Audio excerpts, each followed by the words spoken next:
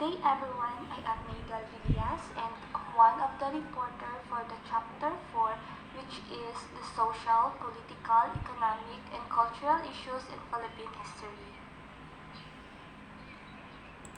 Learning objectives: to analyze social, political, economic, and cultural issues in the Philippines using the lens of history. To recognize that the problems of today are consequences of decisions and events that happened in the past. To understand several enduring issues in the Philippine society through history, and to propose recommendations or solutions to prevent their problems based on the understanding of the past and anticipation of the future through the study of history. And this chapter is dedicated to enduring issues in the Philippine society, which history could lend a hand in understanding and hopefully proposing solutions. These topics include the mandated discussion on the Philippine Constitution, policies on agrarian reform, and taxation. It is hoped that those discussions will help us propose recommendations or solutions to present-day problems based on our understanding of root causes and how we anticipate future scenarios in the Philippine setting. Evolution of the Philippine Constitution. The Constitution is defined as a set of fundamental principles or established precedents according to which a state or other organization is governed. Thus, the world itself means to be a part of a whole, the coming together of distinct entities into one group, with the same principles and ideals. These principles define the nature and extent of government. The Constitution of the Philippines, the supreme law of the Republic of the Philippines, has been in effect since 1987. There were only three other constitutions that have effectively governed the country: the 1935 Commonwealth Constitution, the 1973 Constitutions, and the 1986 Freedom Constitution. However, there were earlier constitutions attempted by Filipinos in the struggle to break free from the colonial yoke. When democracy was restored in 1986, the 1973 Constitution was replaced by first the Freedom Constitution, also known as Proclamation Number 3, Section 1986. Then our current Constitution, the 1987 Constitution. This Constitution came into full force and effect on February 11, 1987, after President Corazon C. Aquino. 1897 Constitution of Biak na Bato. The organs of the government under the Constitution were the Supreme Council, the Consejo Supremo de Gracia y Justicia, Supreme Council of Grace and Justice, the Asamblea de Representantes or Assembly of Representatives. Republic of Biak na Bato was the second revolutionary republican government led by Emilio Aguinaldo during the Philippine Revolution, replacing a government which also called itself the Republic of the Philippines. Primary source: Preamble of the Biak na Bato Constitution. The separation of the Philippines from the Spanish monarchy and their formation into an independent state with its own government called the Philippine Republic has been the end sought by the revolution in the existing war, begun on the 24th of August 1896, and therefore its name and by the power delegated by the Filipino people, interpreting faithfully their desires and ambitions, we, the representatives of the revolution, in a meeting at Biak na Bato, November 1, 1897, anonymously adopted the following articles for the Constitution of the state. The government that has established in Biak na Bato was the first constitution constitutional republican government in Philippines. Although its constitution was provisional, its preamble stated the separation of Filipinas from the Spanish monarchy and its establishment as an independent and sovereign state. Good day, ma'am. Good day, classmates. I am Joshua Percival and I'm the one who will tackle about the 1899 Malolos Constitution. Filipino revolutionary leaders accepted a payment from Spain and went to exile in Hong Kong. Upon the defeat of the Spanish to the Americans to the Battle of Manila Bay on 1 May 1998, the United States Navy transported Aguinaldo back to the Philippines. The newly reinforced Philippine Declaration of Independence was issued on 12 of June 1998. The Malolos Congress was elected, which selected a commission to draw up a draft constitution on September of 1998. The document they come up with was titled the Political Constitution of 1899 and written in Spanish. The Constitution has 39 articles divided into 14 titles, with 8 articles of transitory provisions and a final addition article.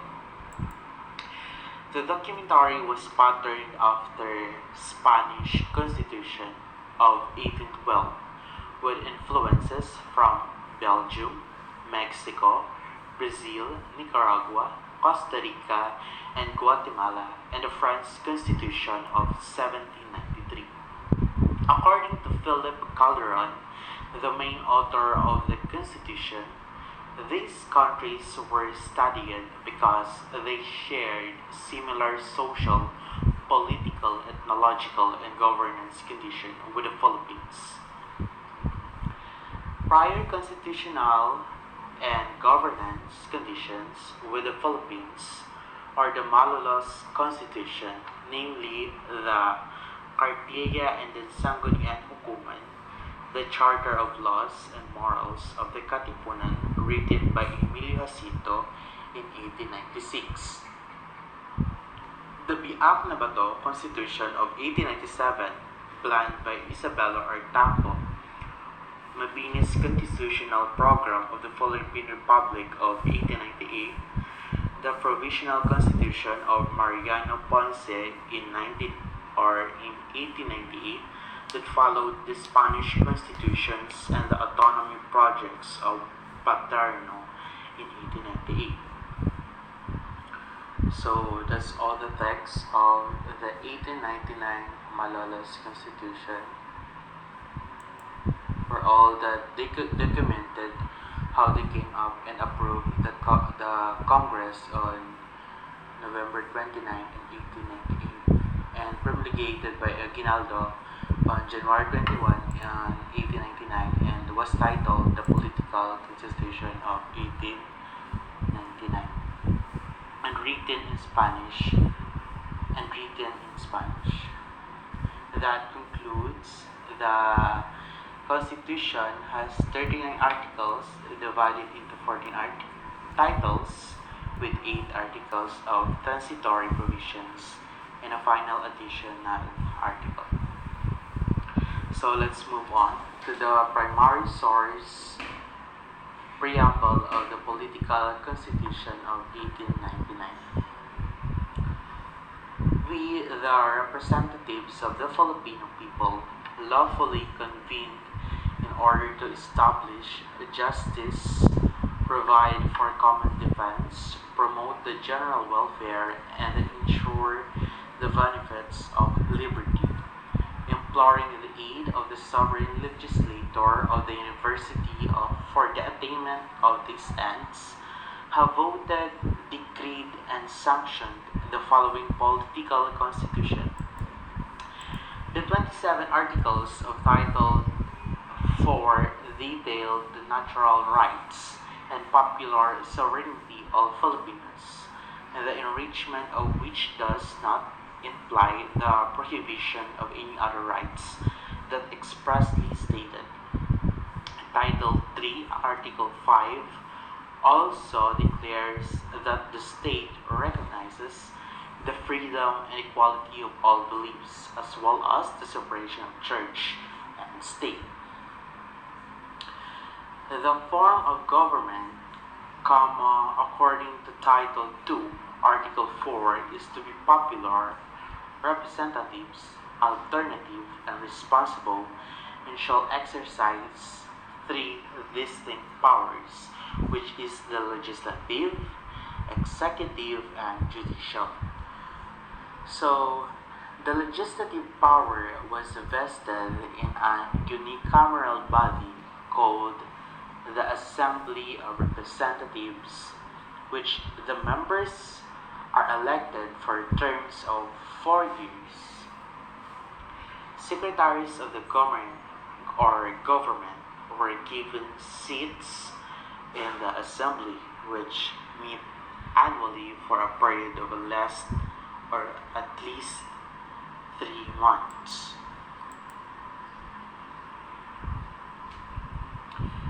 Bills could be introduced and there by the president or any by a member of the assembly.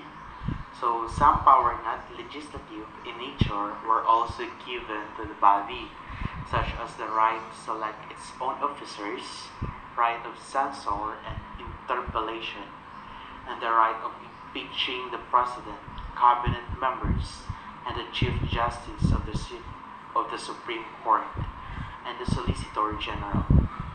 A permanent commission of 7 elected by the Assembly and granted specific powers by the Constitution was to set during the intervals between sessions of the Assembly. So here we go. The next, which is the executive power. So executive power was vested in the president and elected by a constituent assembly of the Assembly of the Representatives and Special Representatives. So the president will serve a term for years without re-election. So we see now that in this time we elected a newly president, which is Bongbong Marcos. So Bongbong Marcos will serve his term for 6 years.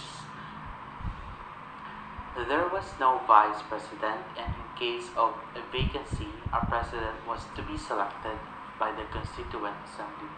So it's stated here, if there is no vice president, the president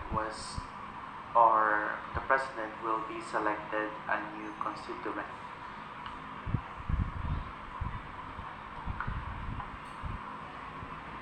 The 1899 Malolos Constitution was never enforced due to the ongoing war.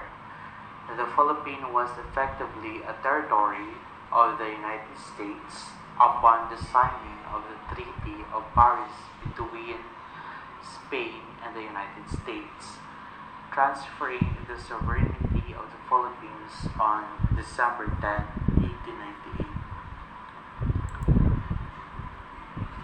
So let's move on to the 1935, the Commonwealth Constitution. It is worth mentioning that after the Treaty of Paris, the Philippines was the subject to the power of the United States of America.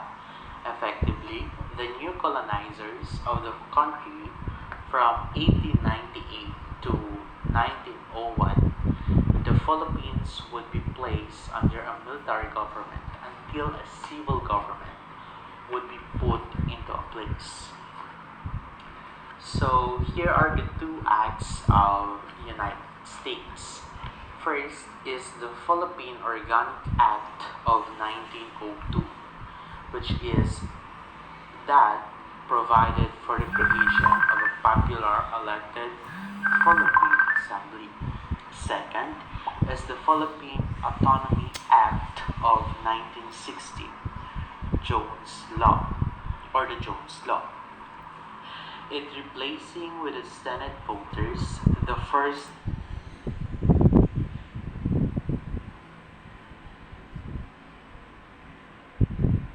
truly elected national legislator. It was this act that explicitly declared the purpose of the United States to end their sovereignty over the Philippines and recognize.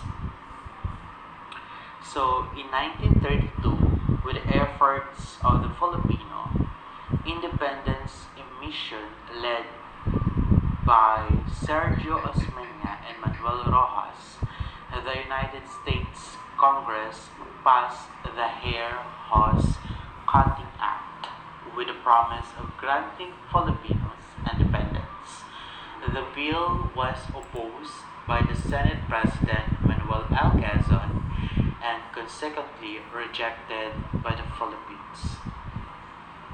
By 1934, another law, the Tidings-McDuffie Act, also known as the Philippine Independence Act, was passed by the United States Congress that provided authority and defined mechanisms for the establishment of a formal constitution by a constitutional convention. The members of the convention were elected and held their first meeting on 30th of July in 1934 with Claro M. Recto unanimously elected as president.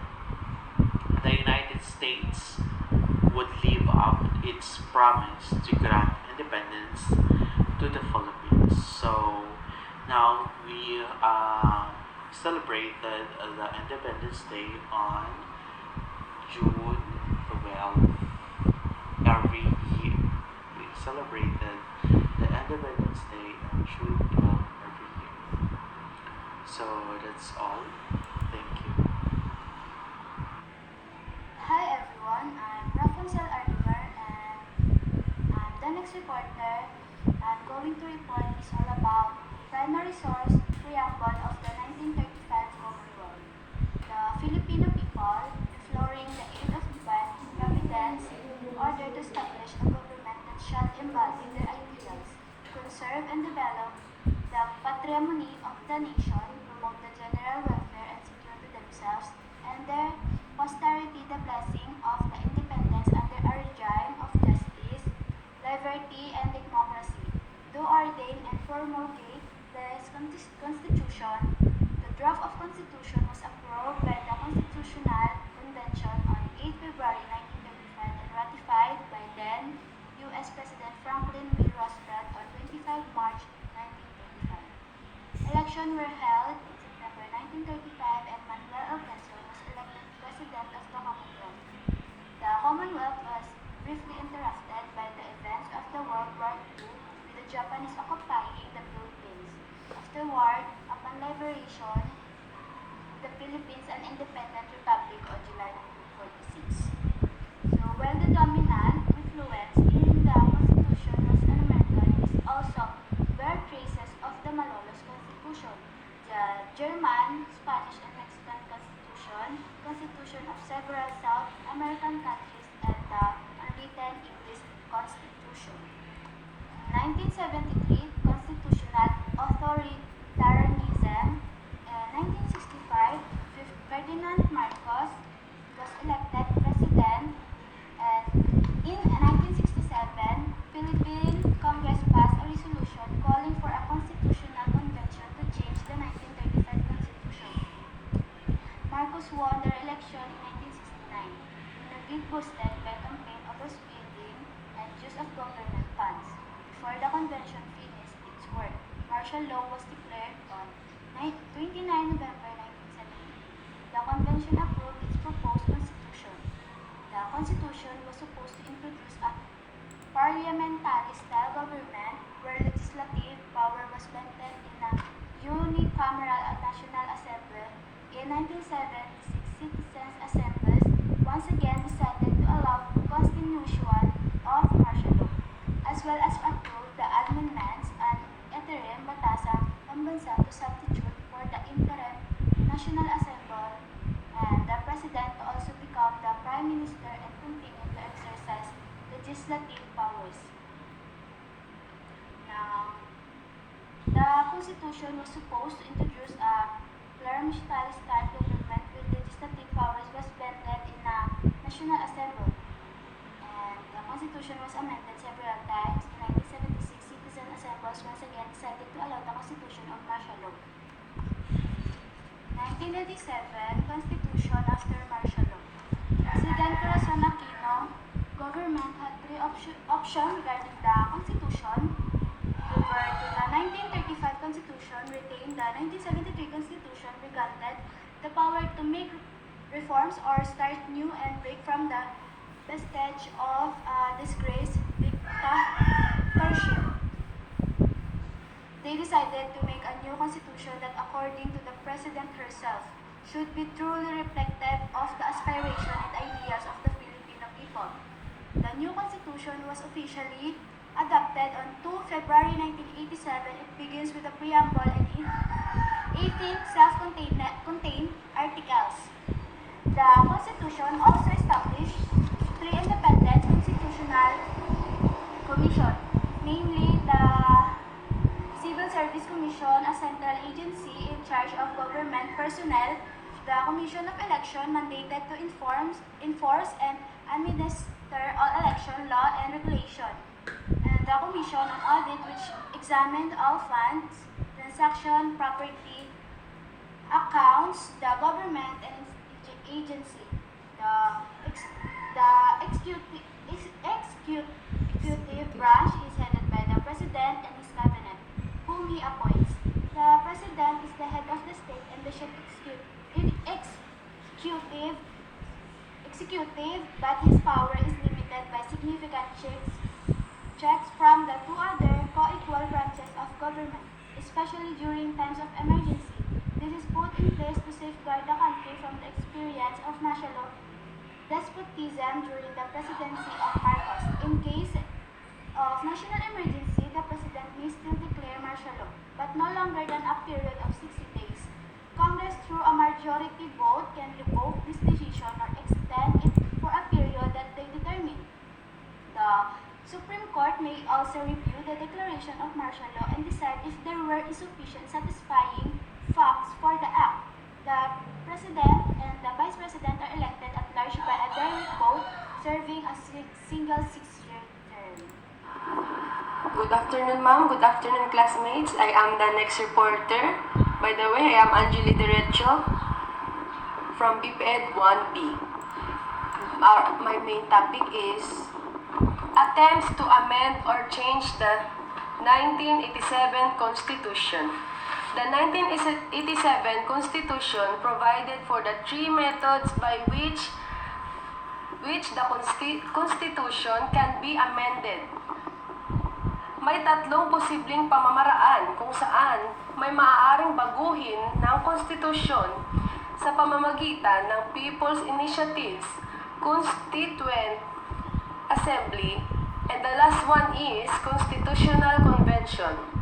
Ang 3 pamamaraan na ito nangangailangan sa pagpapatibay ng boto ng karamihan sa isang pambansang referendum. Gamit ang mga mode na ito, may mga pagsisikap na baguhin ang konstitusyon noong 1987 simula sa pagkapangulo ni Fidel V. Ramos na pumalit kay Corazon Aquino. When the Secretary of the National Security Council, Jose Almonte, drafted a constitution. Pero, si Jose Almonte ay bumuo siya ng konstitusyon, ngunit ito ay nalantad sa media at hindi ito umunlad. Ang pangalawang pagsisikap ay nangyari noong 1997 nang ang isang grupo ay tinawag na PIRMA ay umasa na makakalap ng mga lagda mula sa mga botante para baguhin ang konstitusyon sa pamamagitan ng People Initiatives. Marami ang tutol dito, kabilang nooy si Senador Miriam Defensor Santiago na binili ang issue sa korte at nanalo sa Korte Suprema sa paghusga na ang isang People's Initiative ay hindi magpapatuloy ng walang batas na nagpapagana. Federalism in the Philippines was supported by the President Duterte in 2016 presidential election na ang sabi ay pantay-pantay ang pamamahagi ng yaman sa Pilipinas. Sa halip na i-concentrate ito sa Maynila ang kabisera ng bansa bilang isang anyo ng pamahalaan, ang isang sentral na otoridad na namamahala at bumubuo ng mga unit pampolitika ay may konstitusyonal na nagbabahagi ng soberanya. Inilapat sa Pilipinas, masisira ang bansa sa mga autonomous na rehiyon. Hahatiin pa ang bawat rehiyon sa mga lokal na government units. Ang mga rehiyon ay magkaroon ng pangunahing responsibilidad sa papaunlad ng industriya, kaligtasan at pagtuturo ng publiko, edukasyon, pag-aalaga sa kalusugan, transportasyon at marami pa. Bawat rehiyon din ang pangangasiwa sa kanilang sariling pananalapi, mga plano para sa pagpapaunlad at mga batas na eksklusibo sa kanilang lugar. Sa pagtaas ng populismo, nanalo si Pangulong Rodrigo Duterte sa halalan sa pagkapangulo noong 2016. Sa isang kampanya, nakasentro sa batas at kaayusan na nagmumungkahi na bawasan ang krimen sa pamamagitan ng pagpatay sa libu-libong mga kriminal. Kilala rin siya nagpapataguyod ng federalismo sa isang tambalang pamamaraan na pinagsasama ang isang sentral. So when we say federalism, it means they have power. This power is divided between two powers. It is federal and state. When we say federal state, we have regulatory between these two power will divided. It is a federal war which belongs to federal power. The states is we have here police and army. We all knew what is power. Is responsible for ensuring employee commitment and compliance in the organization. It aids in avoiding resistance among employees, ensuring they coexist in harmony which lead increased productivity. Is it important to gain power? Power is essential to bring changes. Its absence of power changes can be made, but however, lots of struggles and lots of effort will be required to bring even minimal change. If power is enhanced, then it becomes easy to make men break the rules and bring the changes. Power provides protection. That's all for federalism. Next is policies on our agrarian reform. Agrarian reform is essentially the reactification of the whole system of agriculture. Isa ito sa pinaka-importante at pinakamahalaga upang ng pagwawasto ng buong sistema ng agrikultura. Isang mahalagang aspeto ng ekonomiya ng Pilipinas.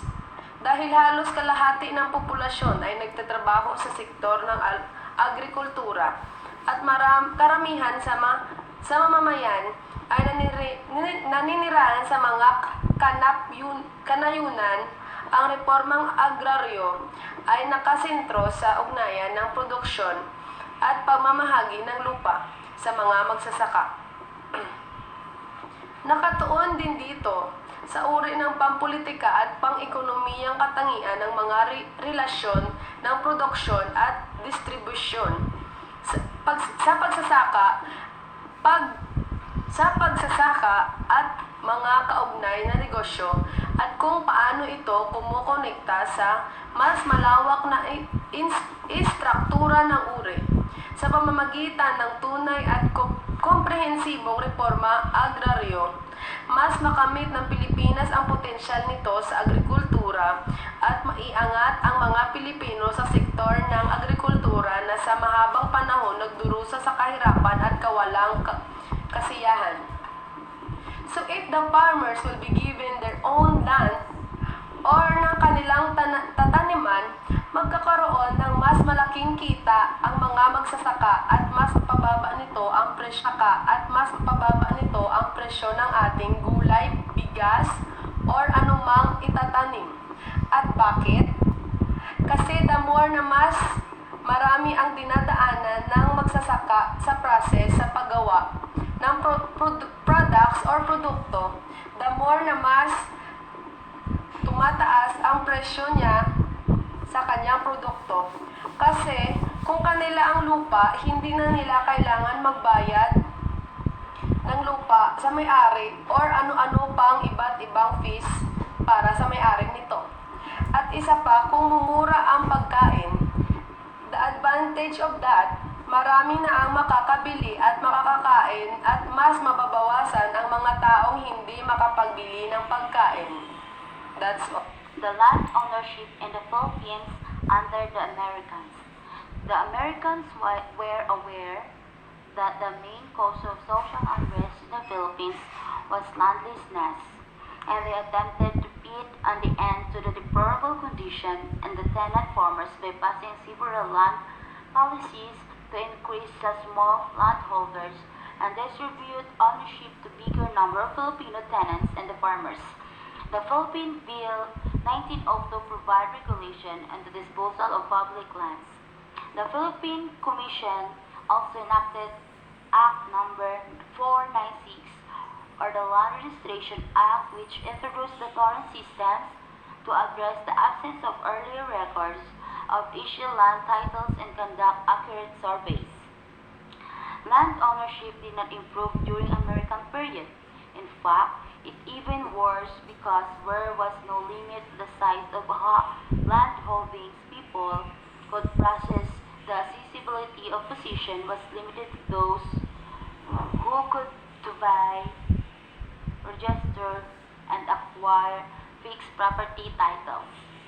This early land reform program was also implemented without support mechanisms. Many were forced to return tenancy, and wealthy Filipino hacienderos purchased or forcefully took over lands for farmers who could afford to pay the debts.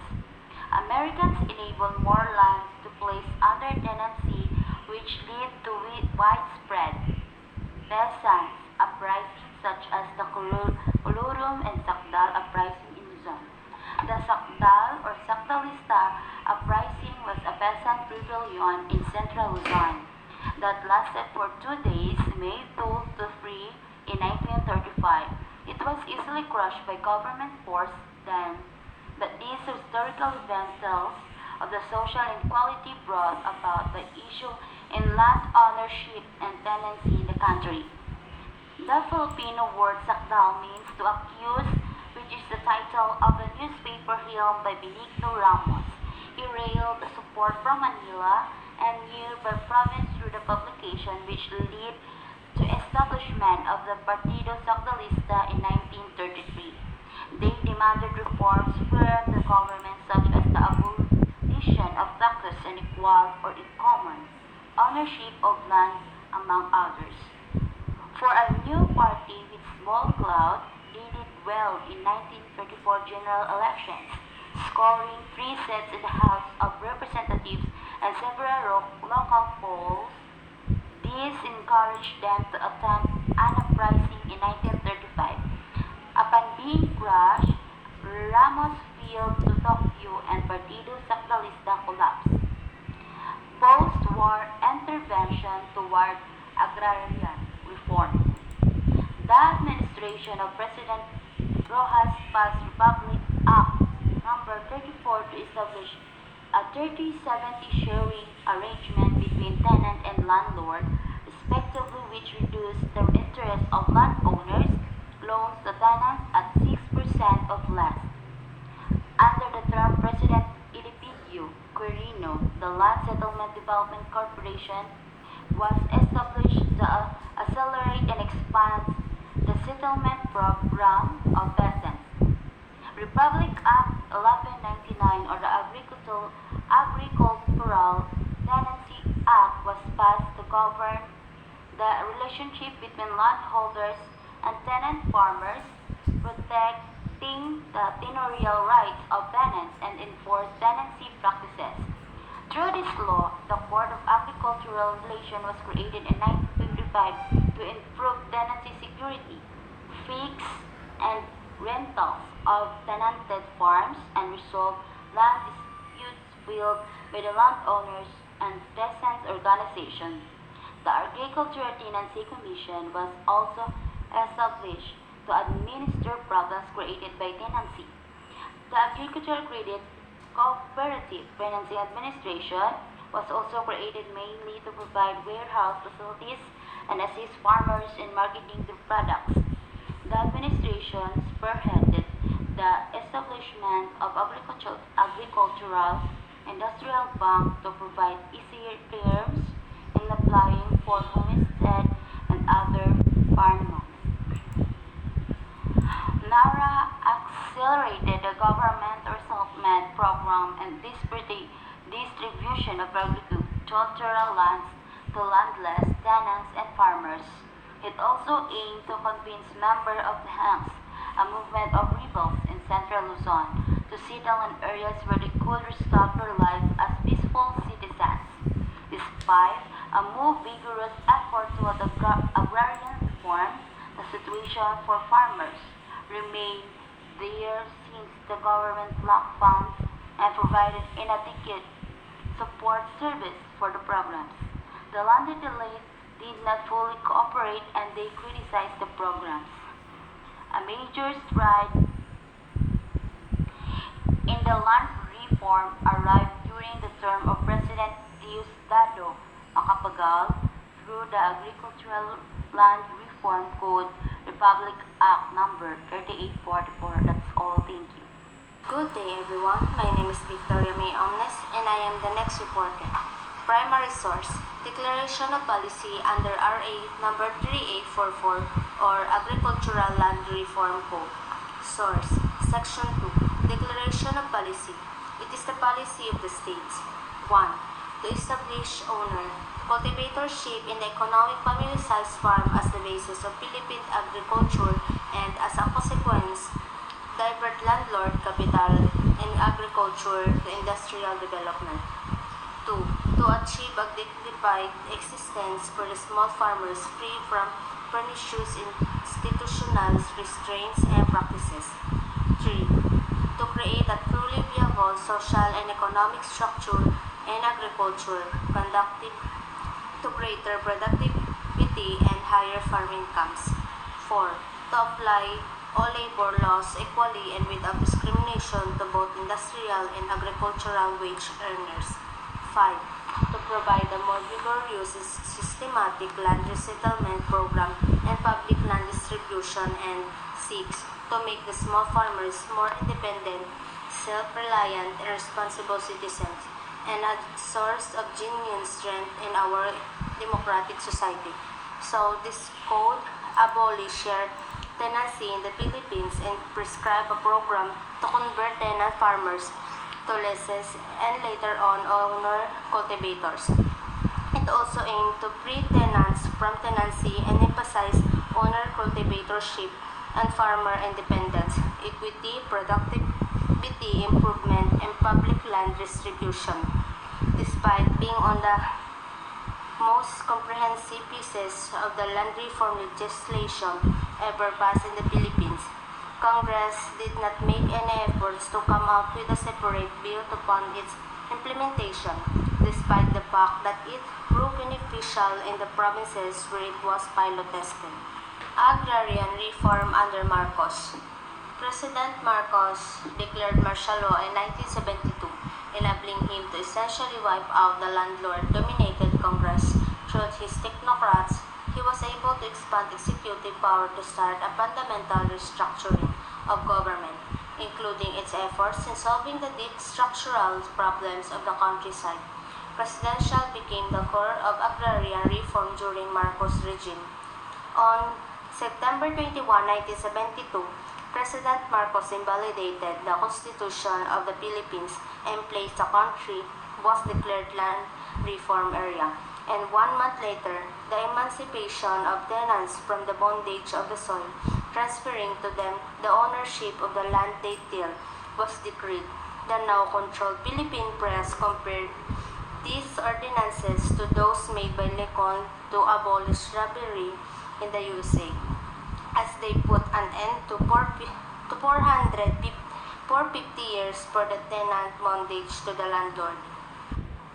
Primary source: Presidential Decree Number 27, 21 October 1972. This shall apply to tenant farmers of private agricultural land primarily devoted to rice and corn under a system of sharecrop or lease tenancy, whether classified as landed estate or not. The tenant farmer, whether in land classified as landed estate or not, shall be deemed owner of a portion constituting a family-sized farm of 5 hectares if not irrigated and 3 hectares if irrigated. In all cases, the landowner may retain an area of not more than 7 hectares if such a landowner is cultivating such area or will not cultivate it. For the purpose of determining the cost of the land to be transferred to the tenant farmers pursuant to this decree, the value of the land shall be equivalent to 2.5 times the average harvest of the 3 normal crop years immediately preceding the promulgation of this decree. The total cost of the land, including interest at the rate of 6 per centum per annum, shall be paid by the tenant in 15 years of 15 equal annual amortizations. In case of default, the amortization due shall be paid by the farmers' cooperative in which the defaulting tenant farmers is a member, with the cooperative having a right recourse against him. The government shall guarantee such amortization with shares of stocks and government-owned and government-controlled corporations. No title to the land owned by the tenant farmers under this decree shall be actually issued to a tenant farmer unless and until the tenant farmer has become a full-fledged member of the duly recognized farmers cooperative.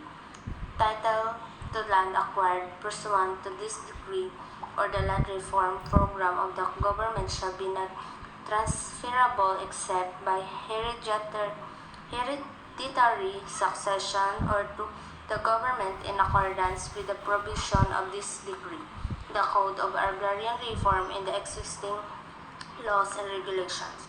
Operation Land Transfer. On land occupied by tenants or more than 7 hectares on rice and corn lands, commence and through legal compulsion and unimproved delivery of support services to small farmers, agrarian reform seemed to be finally achievable. Every October, Filipino farmers celebrate Peasants' Month, coinciding with the issuance of Presidential Decree Number 27 by then President Ferdinand Marcos on October 21, 1972. It was supposed to be for the emancipation of tenant farm from the bondage of the soil. However, certain provision of the law actually protected the interests of landlords, such as granting them a retention limit of 7 hectares and including only tenanted rice and corn land. Moreover, the value of the land was fixed of 2.5 times the average harvest of the 3 normal crop years immediately preceding its promulgation. It was then made to be paid for 15 years of 15 annual payments with 6% interest per annum. Good day, everyone. I am Lisa Anand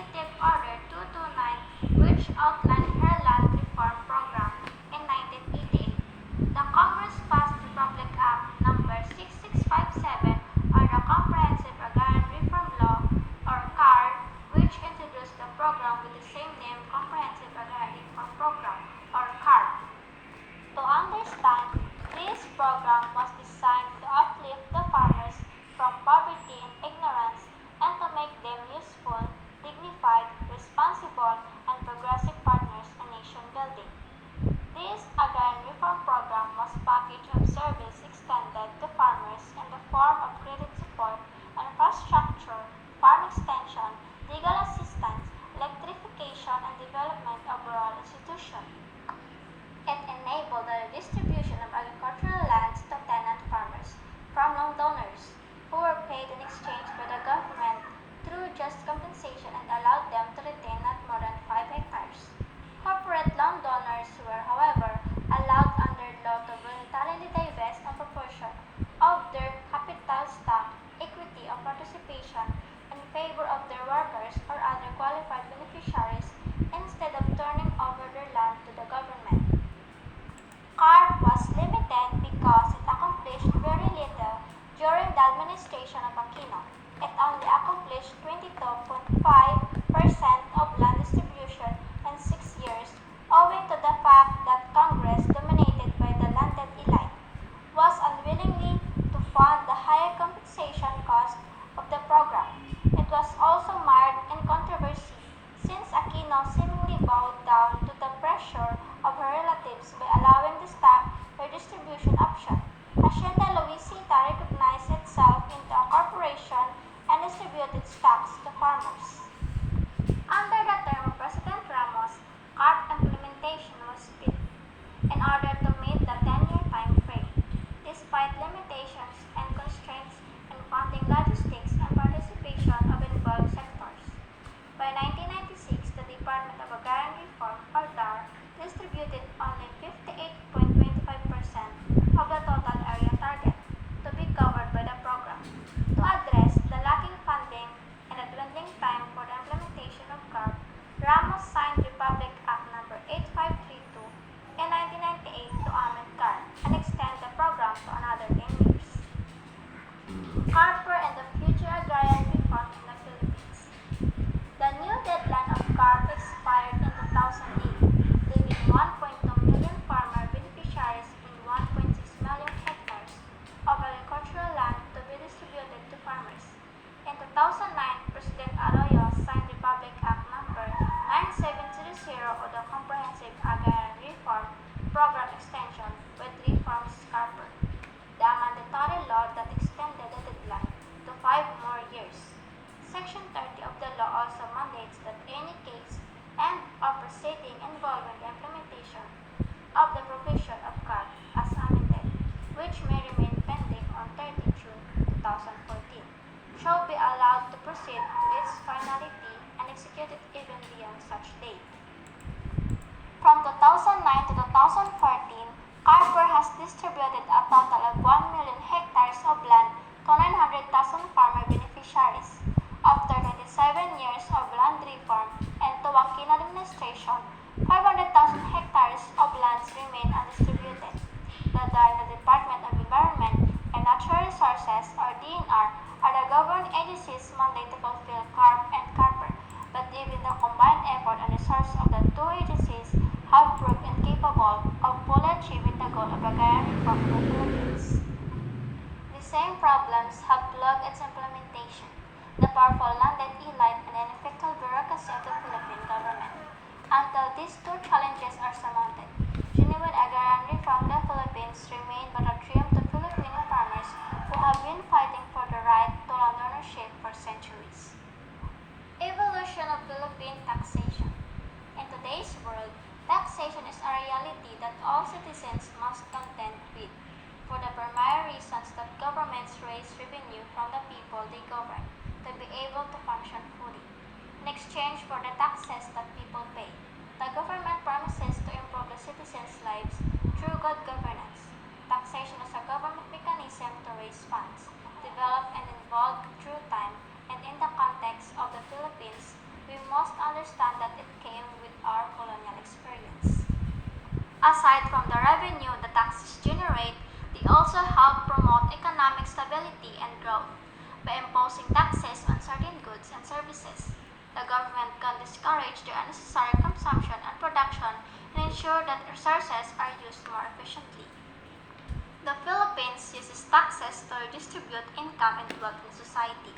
Progressive taxation systems, for instance, tax higher incomes at higher rates to reduce inequality.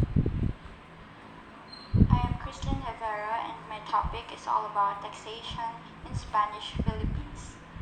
The Philippines may have abundant natural resources even before the encroachment of the Spaniards, but our ancestors were mainly involved in the subsistence economy, and while the payment of tribute or taxes, buwis, or handog, or the obligation to provide labor services to the datos in some early Filipino communities in the Philippines may resemble taxation, it is essentially different from the contemporary meaning of the concept.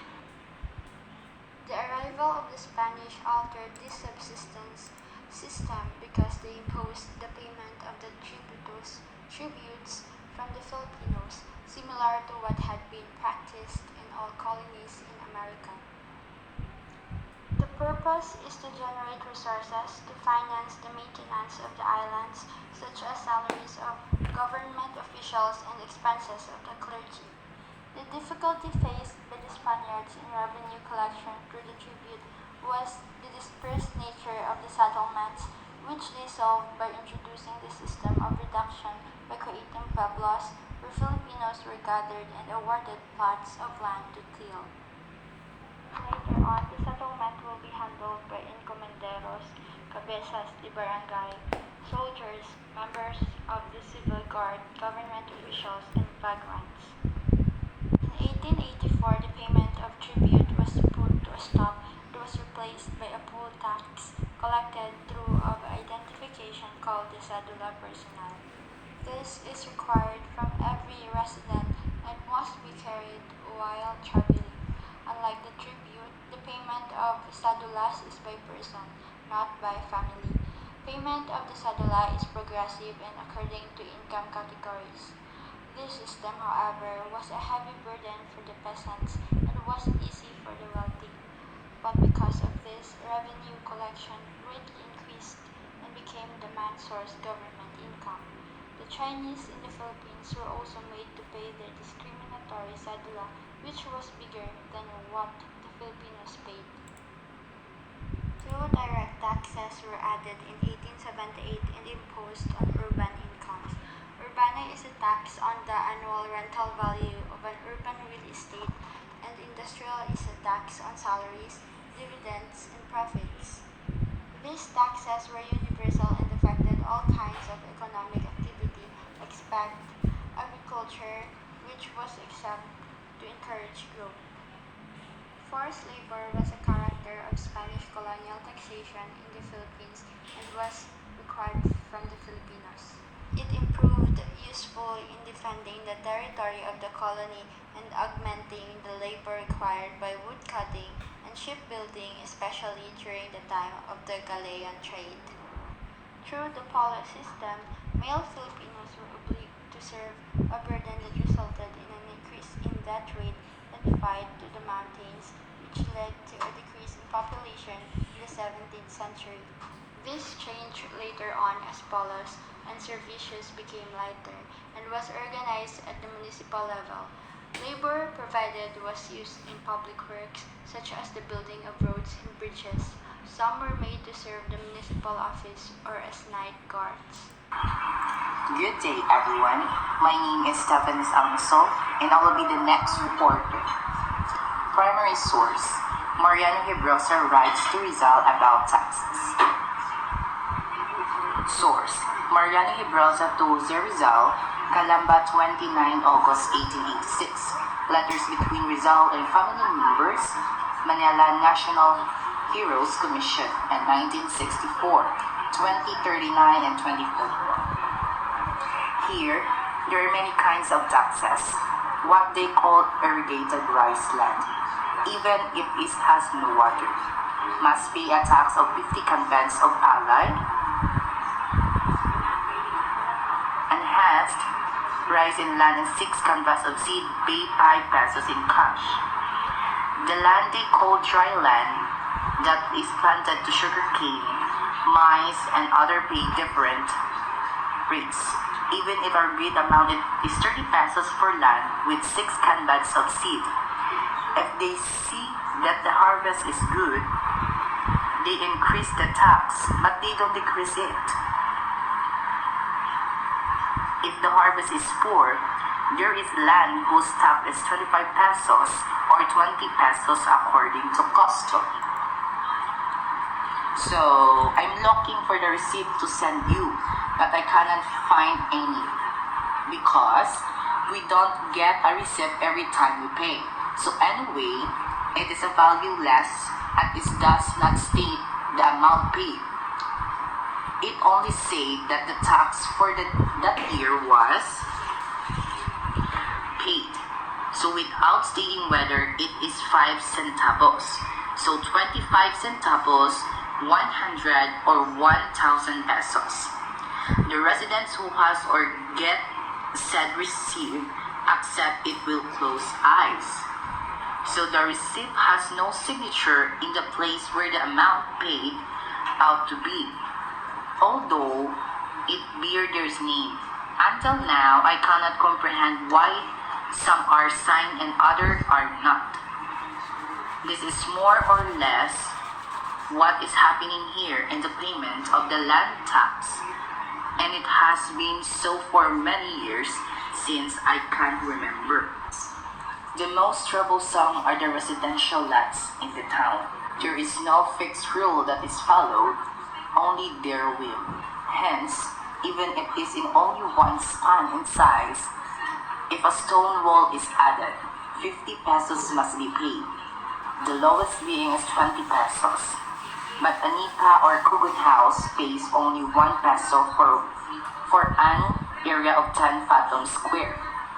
Another feature of this system is that on the day you accept the conditions, the contract will be written which cannot be changed for 4 years. But the tax is increased every year. For the reasons, for 2 years now the payment of tax is confused, and little by little, the fear of the resident here of the world vacant is being dispelled, which our ancestors had feared so much. The result is bargaining. Like they do not buying fish, it is advisable to offer a low figure of payment can be postponed, unlike before when people were very much afraid to pay after May. Besides, the taxes on the plant is the field that are far from the town.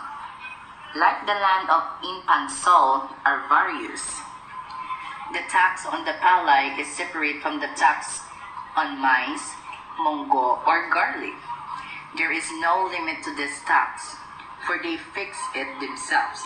Since July, no one buys sugar, and since June, locusts are all over the town, and they are destroying palay and sugar cane, so which is what we regret here. The governor gave 50 pesos to pay the catches of locust.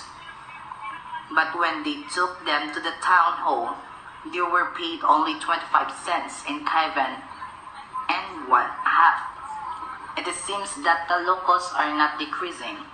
According to the guests of the residents here, only 300 canvans of locusts have been caught in this town. Many still remain. Thought the governor has not sent any more money, so the people have not stopped catching them. And last, taxation under the Americans. From 1898 to 1903, the Americans followed the Spanish system of taxation with modifications, noting that the system introduced by the Spaniards were outdated and regressive. So, the Americans who acquired the Philippines aims to make the economy self-sufficient by running the government with the smallest possible sum of the revenue and create surplus in the budget. So the problem with land tax was the land titling, and the rural area was very disorderly. The appraising of land value was influenced by political and familial factors, and the introduction of a taxation system on agricultural land faced objection from the landed elite. Tax evasion was prevalent, especially among the elites.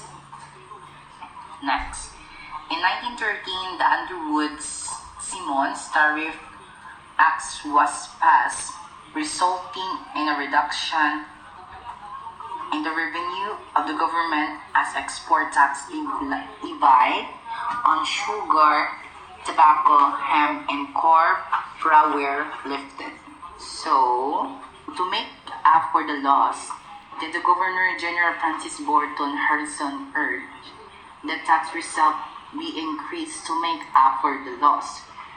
Minor changes were made to the 1904 Internal Revenue Act, such as the imposition of taxes on mines and tobacco. So, new sources of taxes were introduced later in 1914, and income tax was introduced in 1919. So, an inheritance tax was created in 1932. A national lottery was established to create more revenue for the government. However, these new creations were not enough to create government revenues. Thank you. Good day, everyone. My name is Shelo Amor Soberano. Today, I am going to talk to you about the taxation during the Commonwealth period. New measures and legislation were introduced to make the taxation system appear more equitable during the Commonwealth. Income tax rates were increased in 1936, adding a surtax rate on individual net incomes in excess of 10,000 pesos. Income tax rates of corporations were also increased. In 1937, the cedula tax was abolished, which appeared to be a progressive move. But in 1940, a residence tax was imposed on every citizen aged 18 years old and on every corporation. In 1939, the Commonwealth government drafted the National Internal Revenue Code, introducing major changes in the new tax system as follows. First, the normal tax of 3% and the surtax on income was replaced by a single tax at a progressive rate. Second, personal exemptions were reduced. Third, corporation income tax was slightly increased by introducing taxes on inherited estates or gifts donated in the name of dead person. Fourth, the cumulative sales tax was replaced by a single turnover tax of 10% on luxuries. Fifth, taxes on liquors, cigarettes, forestry products, and mining were increased. Sixth, dividends were made taxable. Good day, everyone. I am Renel Ramon and I'm the next reporter. Fiscal policy from 1946 to the present. New tax measures were also passed, which included higher corporate tax rates that increased government revenues. Tax revenue in 1953 increased twofold compared to 1948, the year when Quirino first assumed presidency. From 1959 to 1968, Congress did not pass any tax legislations despite important changes in the economy, and the vested interests of Filipino businessmen and Congress would manifest in many instances, such as the rejections of taxes on imports. During the latter part of Marcos years 1981 to 1985, the tax systems were still heavily dependent on indirect taxes, which made up 70% of total tax collection. The VAT law was signed in 1986 and put the effects in 1988.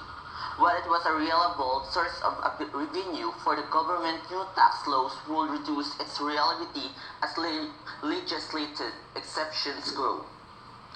As Presidential Benigno Aquino III succeeded President Arroyo in 2010, he promised that no new taxes will be imposed and additional revenue will have to come from adjusting existing taxes. Republic Act 10251 was passed and government revenues from alcohol and tobacco excise taxes increased.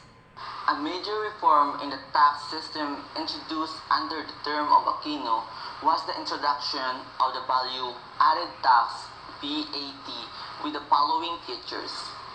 First, uniform rate of 10% on sales of domestic and imported goods and service and 0% on exports and foreign currency denominated sales. Second, 10% of varied rates applicable to fixed taxes, 60 nominal rates, advanced sales tax, tax on original sale, subsequent sales tax, compensating Thomas Miller tax, constructors tax, brokers tax, films, lasers, and distributors tax, excise tax on solvents and matches, and exercise tax on processed vegetables. Third, 2% tax with annual sales or receipts or less than 5,200 pesos. Fourth, adoptions of tax credit method of calculating tax by subtracting tax on inputs from tax on gross sales. Fifth, exceptions of the sales of basic commodities such as agricultural and marine food products into original states. Price regulated petroleum products and fertilizers. And six, additional 20% tax on non-essential articles such jewelry, perfumes, toilet waters, yachts, and other vessels for pleasures and sports. The VAT law was signed in 1986 and put to effect in 1988. While it was a reliable source of revenue for the government, new tax laws will reduce its reliability as legislated exceptions grow. Along with tax reform come to administrative reforms such as the restructuring of the Department of Finance and its attached agency. The Bureau of Internal Revenue, or BIR, through the Executive Order 127, tax collections and tax audits were intensified.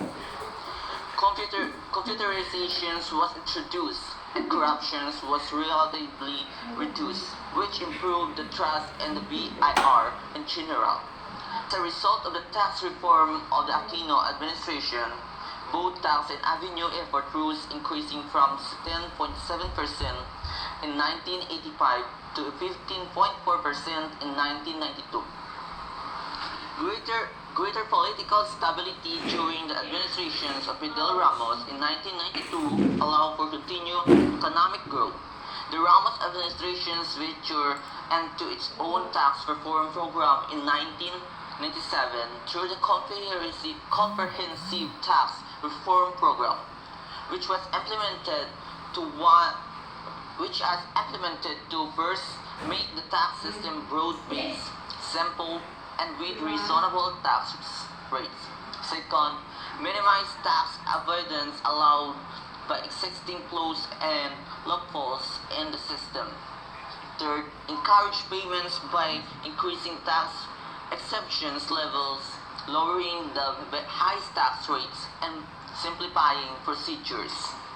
And four, rationalize the grant of tax incentives, which was estimated to be worth 5,031.7 billion pesos in 1994. The VAT base was also broadened in 1977 to include service through Republic Act 7716. The features of the approved VAT law were as follows. First, restore the VAT exceptions for all cooperatives, agricultural, electric, credit of multi-purpose, and others. Provide the share capital of each member does not exceed 515,000 pesos. Second, expanded the coverage of the term simple processes by including rolling and roasting, effectively narrowing the tax base for the food products. And fourth, Third, expanded coverage of the term original states by including molasses. Fourth, exempted from the ban are the following: importations of meat, sales of importations of coal and natural gas in whatever form or state. Educational service rendered by private educational institutions duly accredited by the Commissions of Higher Education or CHED. House and lot and other residential dwellings valued at 51 million and below, subject to adjustments using the Consumer's Price Index or CPI.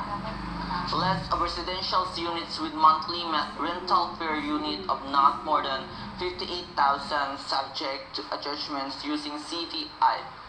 Sales, importations, printing, or publications of books in any newspapers. And that's all. Thank you.